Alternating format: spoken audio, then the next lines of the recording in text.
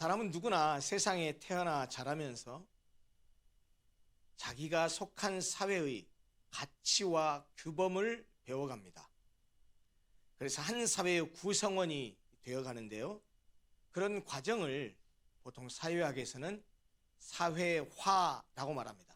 Socialization이라고 말하죠. 이 사회화 과정은 맨 먼저 가정에서 부모로부터 시작되기 때문에 한 사람이 인격과 자아를 형성하는 데에 부모가 가장 큰 영향을 미치게 됩니다. 인격과 품성 그리고 자아가 형성되는 가장 기초적인 교육의 장이 가정이라고 한다면 학교는 세상을 살아가기 위한 지식을 배우는 교육의 장이라고 할 수 있습니다. 물론 학교 교육의 목적이 단순히 지식 전달에만 있는 것은 아닙니다. 사회생활에 필요한 지식과 기술 그리고 사회인들과 함께 더불어 다른 사람들과 함께 살아가는 데 필요한 시민의식을 가르치고 개개인의 잠재 능력을 일깨워서 훌륭한 자질, 원만한 인격을 갖추도록 가르치는 것이 바로 학교입니다. 그런 점에서 한 사람이 건전한 사회인으로 세워져 가는 데에 선생님의 역할은 부모와 버금간다라고 말할 수 있을 것입니다. 그래서 우리 사회는 예로부터 선생님을 항상 존경해 왔습니다. 임금과 스승과 부모는 하나라는 뜻의 군사부 일체라는 말이나 스승은 그의 그림자도 밟지 말라라고 했던 이런 격언은 모두 다 선생님을 존경하고 귀하게 여기며 선생님의 가르침을 잘 따라라 하는 의미로 주어진 말씀들입니다. 그런데 오늘날 학교 교육의 현장 그리고 아이들을 가르치는 선생님들이 처해 있는 실상은 너무나 어둡고 참담합니다. 교권의 추락과 함께 공교육이 무너진 지 이미 오래되었습니다. 교사 스스로도 교직에 대한 보람과 긍지를 느끼지 못하여 많은 선생님이 이직을 고려할 정도가 되었습니다. 학생이 선생님을 우습게 알고 심지어 학생이 선생님을 폭행했다는 뉴스가 이제는 더 이상 놀랍지 않은 세상이 되어버렸습니다. 학부모도 선생님을 우습게 여기고 심지어 학부모들이 가지고 있는 사회적 지위를 내세우면서 자기 마음에 들지 않는다고, 자기 자녀에게 자기가 바라는 기대만큼 선생님이 하지 않는다고 선생님을 협박하고 공갈하고, 그렇게 해서 이것을 견디지 못한 선생님이 극단적인 선택을 하기까지 하는 오늘 우리 대한민국의 교육의 현실은 우리 사회의 미래를 어둡게 하고 그리고 나라가 어디로 갈지 참 걱정하지 아니할 수 없습니다. 이렇게 무너져버린 공교육의 현장인 학교를 어떻게 다시 회복해야 될지 사실 막막하기만 합니다. 우리 그리스도인들에게는 교육이 이루어지는 장이 하나 더 있습니다. 그게 바로 교회입니다. 교회는 무엇을 가르칠까요? 바로 하나님의 말씀 그리고 그에 기초한 신앙을 가르칩니다. 교회가 무엇이냐라고 물었을 때 여러 가지로 표현합니다. 교회는 예배 공동체입니다. 교회는 교제 공동체입니다. 예, 맞습니다. 그런데요, 교회가 가지고 있는 가장 중요한 사명과 기능 중에 하나는 바로 말씀에 대한 가르침, 즉 신앙교육입니다. 따라서 가정에서는 부모가, 학교에서는 선생님이 중요하듯이 교회에서는 영적인 선생 역할을 하는 목사의 중요성을 아무리 강조해도 부족하지 않습니다. 아까 말씀드렸다시피 5월 셋째 주일은 오늘은 우리가 스승주일로 지키지만 사실 공식적인 교회 절기는 아닙니다. 그러나 교회가 스승주일을 지키면서 성경이 말하는 스승에 관한 가르침을 나누는 것은 매우 의미 있다고 생각합니다. 그래서 저는 오늘 스승주일을 맞아서 교회의 선생에 관한 이야기를 좀 하려고 합니다. 즉 성도가 교회의 영적 지도자에 대해서 어떤 자세와 태도를 가져야 하는지 우리가 함께 읽은 그 본문을 중심으로 함께 나누려고 합니다. 성도들이 교회의 영적 지도자에 대해서 어떤 자세와 태도를 가져야 하는지에 대해서는 성경 곳곳이 말하고 있지만 오늘은 아까 우리가 읽은 히브리서 13장 7절과 17절 두 절만을 중심으로 살펴보려고 합니다. 이 히브리서라고 하는 성경은 누가 썼는지 불분명합니다. 사도 바울이 썼다라는 견해들이 많았었지만 지금은 정확하게 누가 썼는지를 정하지 못하고 있습니다. 분명한 것은 이 편지의 수신자는 분명합니다. 히브리인들입니다. 특별히 유대인 그리스도인들, 다시 말하면 히브리 사람이었고 유대인이었는데 유대교를 믿었던 사람이었는데 복음을 듣고 예수를 믿게 된 히브리인 그리스도인들입니다. 유대인 그리스도인들, 그들에게 보내진 편지입니다. 핵심적인 내용은 당시에 극심한 고난과 시련을 겪고 있었던 이 유대인 그리스도인들에게 이게 예수 믿는 것이 힘들고 어려우니까 믿었던 복음을 버려버리고 예수 믿는 걸 버려버리고 다시 예전의 유대주의로 그리고 이전의 생활 방식으로 되돌아가서는 안 된다라는 사실을 강조하고 있습니다. 그래서 예수 그리스도가 어떤 분인지 그리고 유대인들이 가지고 있었던 제사장과 율법에 관한 얘기를 복합적으로 하면서 예수 그리스도가 가장 뛰어나신 분이고 이분이 바로 우리의 구세주라는 사실을 강조합니다. 그리고 진리 위에 믿음의 닻을 내리고 결코 흔들리지 말고 예수 그리스도에 대한 믿음을 굳건히 하라고 호소하는 성경이 바로 이 히브리서의 내용입니다. 우리가 읽은 히브리서 13장은 히브리서 마지막 장입니다. 이 마지막 장의 13장 7절과 17절은 그들이 그 유대인 그리스도인들이 교회의 영적인 지도자에 대해서 어떤 자세와 태도를 가져야 하는지에 대해서 말하고 있는데요. 그것은 그들이 믿음 위에 든든히 서게 하는 하나의 방편이기도 했습니다. 따라서 오늘 저는 이 히브리서 13장 7절과 17절 두 절을 보면서 여러분들이 믿음 위에 굳건히 서고 흔들리지 않는 믿음을 갖기 위해서 영적인 지도자들에 대해서 어떤 자세와 태도를 가지라고 하는지 하는 것들을 좀 살펴보면서 우리도 그런 믿음을 가져서 우리의 믿음이 흔들리지 않고 든든한 그런 신앙을 갖게 되기를 소원합니다. 아울러서 본문은 영적인 지도자들은 또 어떤 자질이 있어야 되고 어떤 사명을 가지고 있는지에 대해서도 간접적으로 언급하고 있습니다. 그런 점에서 오늘 이 두 절은 첫째, 교회의 영적인 지도자들, 교회에서 가르치는 자의 자리에 있는 사람들은 어떠해야 되는지, 가르침을 받는 성도들에 대해서 어떤 자세를 가져야 되는지도 얘기하고 있고, 또 가르침을 받는 성도들은 영적인 지도자에 대해서 어떤 자세와 태도를 가져야 되는지에 대해서도 말씀하고 있다는 것입니다. 표면적으로는 성도들에게 영적인 지도자들에게 이런 자세를 가져야 된다라고 말하고 있는데 내용을 자세히 들여다보면 영적인 지도자들에 대해서도 그대들도 이러해야 된다라는 말을 함축하고 있다라는 말입니다. 그러면 오늘 본문은 저처럼 교회에서 지도자의 자리에 있는 사람들에게도 주는 말씀이고 또 여러분들처럼 가르침을 받는 성도들에게 주는 말씀이기 때문에 어찌 보면 공평하다고 생각합니다. 먼저 이제 그러면 2절밖에 안 되니까 7절부터 잠깐 보죠. 7절이 이렇게 말씀합니다. 하나님의 말씀을 너희에게 일러주고 너희를 인도하던 자들, 그 자들을 생각하며 그들의 행실의 결말을 주의하여 보고 그들의 믿음을 본받으라 라고 합니다. 그런데 여기서 말하는 너희를 인도하던 자들이라는 이 표현은요, 과거형이에요. 너희들을 인도하던 자들, 옛날에 너희들을 영적으로 지도했던 자들이라는 말인데 이미 그 사람들 지금 세상을 떠나고 없습니다.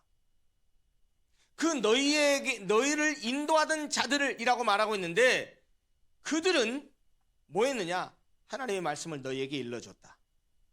그리고 너희를 인도하던 자들이다라고 말하고 있어요.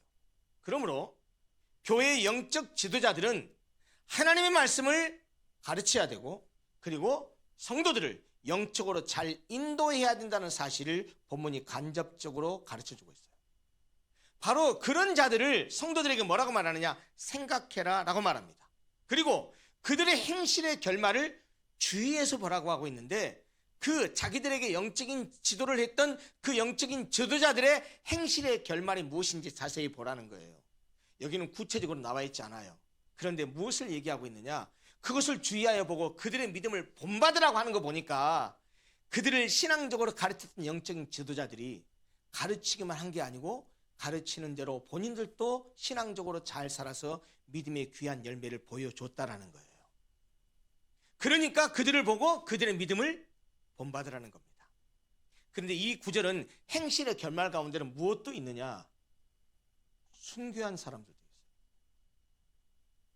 말씀을 성도들이 가르쳤을 뿐만 아니고 그 말씀을 지키고 살다가 어려움과 고난을 당해서 순교한 사람들도 있단 말이에요. 그들이 어떤 삶의 원리로 살았는지, 그리고 그 삶의 결과가 무엇으로 나타났는지를 보고 그 영적인 지도자들이 가르친 대로, 그리고 그들이 산 대로 너희들도 본받으라 라고 말하고 있다는 거예요. 영적 지도자들의 사명이 무엇인지, 그리고 그들의 가르침을 받는 성도들은 어떤 자세를 가져야 되는지를 같이 지금 말씀하고 있어요. 교회의 영적 지도자들은 무엇보다 하나님의 말씀을 잘 가르쳐야 합니다. 또한 그에게 맡겨주신 양들을 주님 앞으로 잘 인도해야 됩니다. 이것이 교회의 영적 지도자들의 사명입니다. 그리고 특별히 영적인 지도자들은 자신도 믿음을 따라 사는 삶의 열매로 성도들에게 본을 보여야 합니다. 이것이 교회 영적 지도자들의 사명이라면, 성도들은, 그의 가르침을 받는 성도들은 그런 영적 지도자들을 본받는 것, 그것이 바람직한 자세입니다. 교회의 영적인 지도자가 갖춰야 될 자질, 그리고 성도들이 영적인 지도자들에 대해서 가져야 될 태도는 17절에 가면 더 구체화되어서 나타납니다.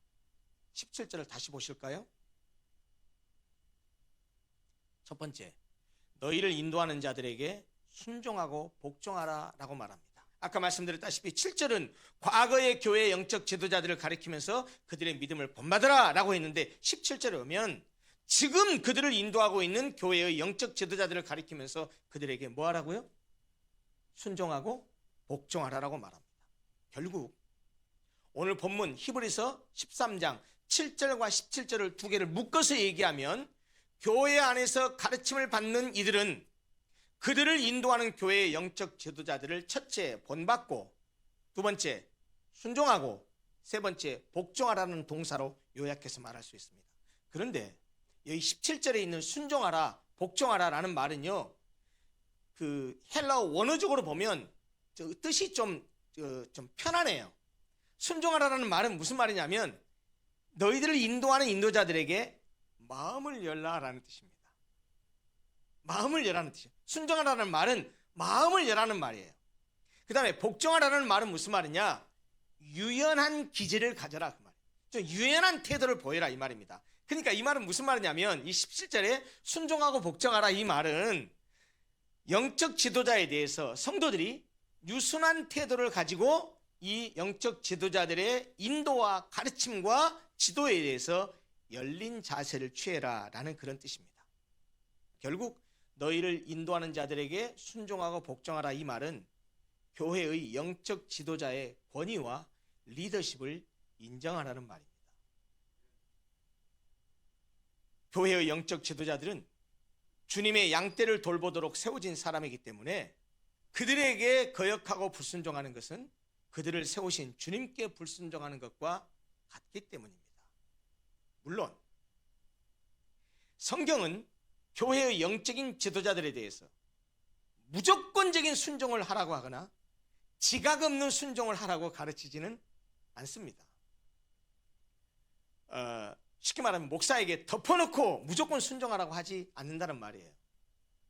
목사가 마땅히 목사에게 주어진 역할과 사명을 감당하지 않는다면, 좋지 않은 용어로 말했을 때 목사가 사꾼이라면 어떻게 그런 목사에게 복종할 수 있겠습니까? 아니요, 복종하면 안 됩니다.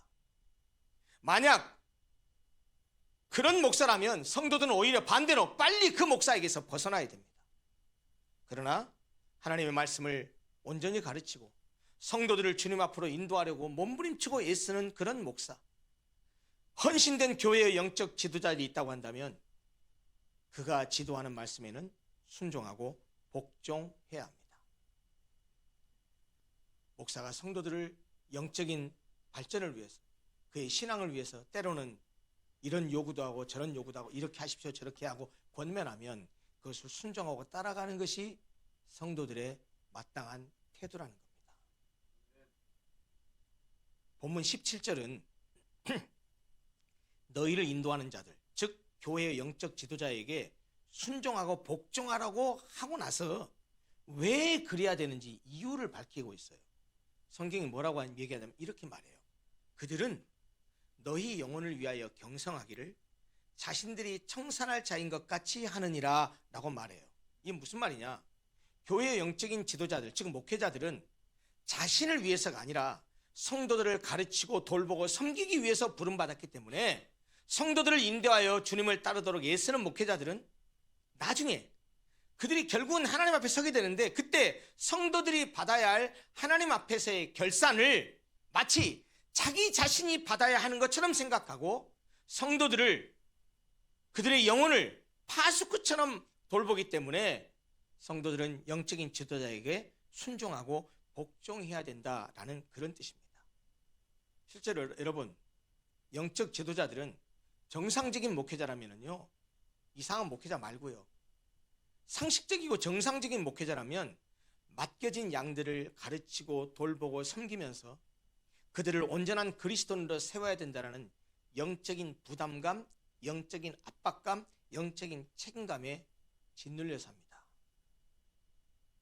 종말의 때에 모두가 주님의 심판대 앞에 설 텐데, 혹여 그때에 나에게 맡겨진 양이 주님께 책망을 받게 된다고 한다면 영적인 지도자는 그 책망을 자신이 받는 것처럼 생각하고 성도들의 영혼을 위해서 깨어서 불철주야 돌봅니다. 그게 상식적이고 정상적인 목회자들이에요. 그렇기 때문에 그런 성도들을 그렇게 주께로 인도하기 위해서 몸부림치는 목회자에게 순종하고 복종하는 것은 마땅하다라는 말입니다. 나아가서 보면 17절은요, 영적 지도자에게 순종하고 복종하라 라는 그런 명령에서 그치지 않고 한 걸음 더 나아가서 영적인 지도자들에게 사랑의 협조를 아끼지 말아야 한다라고 명령합니다. 그 부분이 어디 있습니까? 17절 중에 이런 말씀이 있죠. 그들로 하여금, 영적인 지도자들로 하여금 즐거움으로 이것을 하게 하고 근심으로 하게 하지 말라. 그렇지 않으면 너희에게 유익이 없느니라 라고 말하고 있어요. 무슨 말이냐? 영적 지도자들이 경성하여 성도들을 돌보기 위해서 수고하고 애쓰는 것을 즐겁게 하도록 해야지 근심하면서 그 일을 하게 하면 안 된다는 거예요. 더 쉽게 말해볼까요? 목사가 목회를 즐겁게 하도록 해야지 근심하면서 하게 하면 안 된다는 거예요. 왜? 그렇게 하면 누가 손해라는 거예요? 성도들이 손해라는 거예요. 여러분 생각해 보세요. 목회자가 기쁘고 즐겁고 행복하게 목회해야지, 목회하면서 막 짜증나고 신경질 내고 근심하고 걱정하고 맨날 이러면 여러분 그 모든 게 다 어디로 가겠어요? 성도들에게 가요. 여러분 그래서 목회자가 기쁘게 일을 할 수 있도록 너희들이 도와라 라고 이야기하고 있는 겁니다. 즐거움으로 목회할 수 있도록 그렇게 해야 성도들에게 유익이 되지, 성도들이 목사가 근심으로 목회하게 되면 성도들에게 유익이 있을 수 없다라는 얘기입니다. 그럼 여러분 한번 여쭤볼게요. 목사가 언제 기쁘고 즐거울까요? 여러분 목사가 언제 기쁘고 즐거운지 아세요? 성도들이 신앙적으로 성숙해 가고 신앙적으로 이렇게 한 걸음 한 걸음 주님 앞으로 나아가는 모습을 보면 너무 기쁘고 즐거워요. 거기서 목회의 보람을 가져요. 여러분 목사가 기쁘고 즐겁게 교회를 섬길 때는 뭐냐면, 언젠가 성도들이 나에게 붙여진 양떼들이 하나님 앞에 서서 결산을 해야 될 텐데, 그때 내가 섬기고 내가 가르쳤던 성도들이 말씀대로 잘 순종하고 복종해서 나중에 하나님 앞에 심판대 앞에 섰을 때 하나님 앞에 칭찬 들을 것 같을 때, 그때 목사는 가장 크게 기쁘고 즐거워합니다. 반대로 아무리 성도들에게 말씀을 가르치고 최선을 다해서 섬기고 하는데 그들을 신앙으로 잘 인도하려고 안간힘을 쓰는데 콧방귀도 끼지 않고 전혀 반응하지 않으면 그들이 나중에 하나님 앞에 섰을 때 책망받을 것을 생각하면서 그것은 내 잘못이라고 생각하면서 근심 걱정할 수밖에 없어요. 함께 잠깐 보았던 이 히브리서 13장 7절과 17절은 교회 안에 가르치는 자와 가르침을 받는 자 모두에게 주는 말씀이에요. 먼저 영적인 지도자들은 말씀을 잘 가르쳐야 되고 성도들을 신앙으로 잘 인도해야 된다고 말하고 있어요. 그리고 행실로 믿음의 열매를 보이라고 말해요. 그래서 성도들 하여금 그 믿음을 본받게 해야 된다고 말합니다. 그뿐만 아니고 성도들을 섬길 때 자신이 주님 앞에서 결산할 것처럼 성도들의 영혼을 그렇게 깨어서 살펴야 한다고 말하고 있습니다. 그리고 또 성도들은 어떻게 해야 되냐? 성경이 말하기를, 오늘 우리가 본문 말씀 보니까 영적 지도자들이 가르친 말씀을 마음에 새기고 그들의 믿음을 본받으라고 합니다. 그리고 무엇보다 영적 지도자들에게 순종하고 복종하라고 합니다. 나아가서 영적 지도자들이 성도들의 영혼을 위해서 수고하는 일을 근심 걱정하면서 하게 하지 말고 기쁨과 즐거움으로 하도록 돕고 섬기고 협력하라고 합니다. 오늘 본문이 주는 대로 가르치는 자는 가르치는 자로서의 사명과 역할을 잘 감당하고, 가르침을 받는 자는 가르침을 받는 자로서의 역할과 사명, 자세와 태도를 분명히 한다면 교회는 아름답고 복된 건강한 공동체가 될 수 있을 것입니다. 우리가 함께 그런 교회를 좀 만들어 갔으면 좋겠습니다. 저도 더 분발해서 여러분들의 영혼을 주님 앞에 세우기 위해서 더 노력하고 더 많이 최선을 다하고 더 기도하겠습니다. 여러분들도 비록 많은 점이 부족하지만 이 목사가 가르치고 권면하고 또 부탁하는 말씀에 대해서 예 알겠습니다 하고 순종하고 같이 좀 교회를 세웠으면 좋겠습니다. 그러면 우리 모두가 함께 기쁘고 즐겁고 행복한 신앙생활을 할 수 있을 뿐만 아니고 교회도 그렇게 건강한 공동체로 세워질 수 있으리라고 생각합니다. 오늘 스승주일이어서 스승에 대해서 어떻게 해야 되는지, 또 스승은 어떻게 해야 되는지 라는 말씀을 나눴습니다. 다 각자가 자기의 역할과 자기의 사명을 잘 하면 됩니다. 가르치는 자는 가르치는 자로서, 가르침을 받는 자는 가르침을 받는 자로서. 제가 꼭 오늘 여러분들에게 부탁드리고 다시 거듭 드리고 싶은 말씀, 로고스 교회의 주인은 목사가 아닙니다. 장로가 아닙니다. 로고스 교회의 주인은 헌금 많이 한 사람의 것이 아닙니다. 로고스 교회의 주인은 개척한 개척 멤버가 아닙니다. 지금 이 공동체에 들어와서 함께 교회를 세우고 있는 한 사람 한 사람이 로고스 교회의 주인이고 주인이어야 합니다. 함께 교회를 아름답게 세워가는 그런 우리 로고스 교회 공동체가 되기를 소원합니다. 기도하겠습니다.